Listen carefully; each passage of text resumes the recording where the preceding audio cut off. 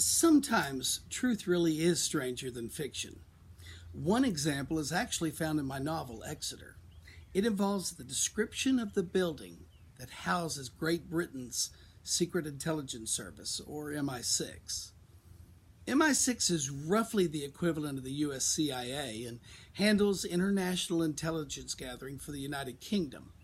For many years, any details regarding MI6 were closely held and not generally released to the public. But in the past 25 years or so, those restrictions have largely been lifted. Years ago, while I was serving as a pilot in the U.S. Air Force, my family and I were assigned to England for almost 4 years. A decade or so after my assignment, we as a family returned to the UK for a vacation.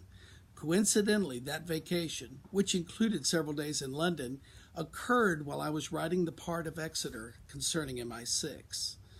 All it took were some very indiscreet inquiries to learn where the British Secret Service building was located. So my son and I decided to see it for ourselves. Not far from Big Ben and Parliament and Westminster Abbey is the Vauxhall Bridge, which crosses the Thames River, and on the far side of the river is the imposing white and green building of MI6. After crossing the Vauxhall Bridge and trying to look as inconspicuous as possible, we walked entirely around the building, taking photos and notes. And finally, my son and I found ourselves at the entrance to the building. In for a penny, in for a pound.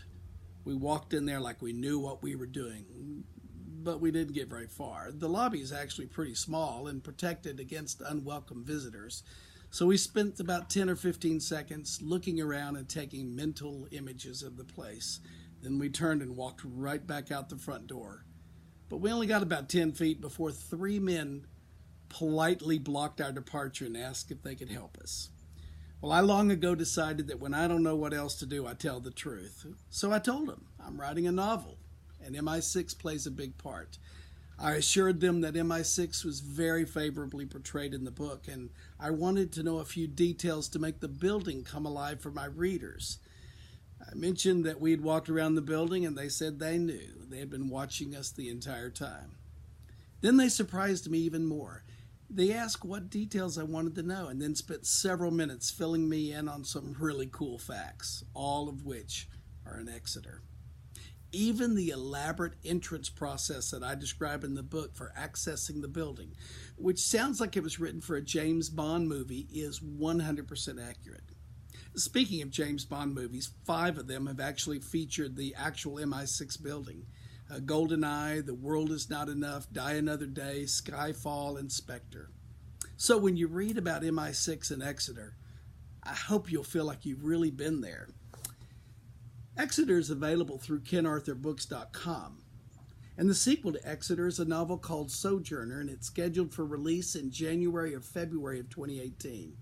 I promise to keep you up to date on its publication.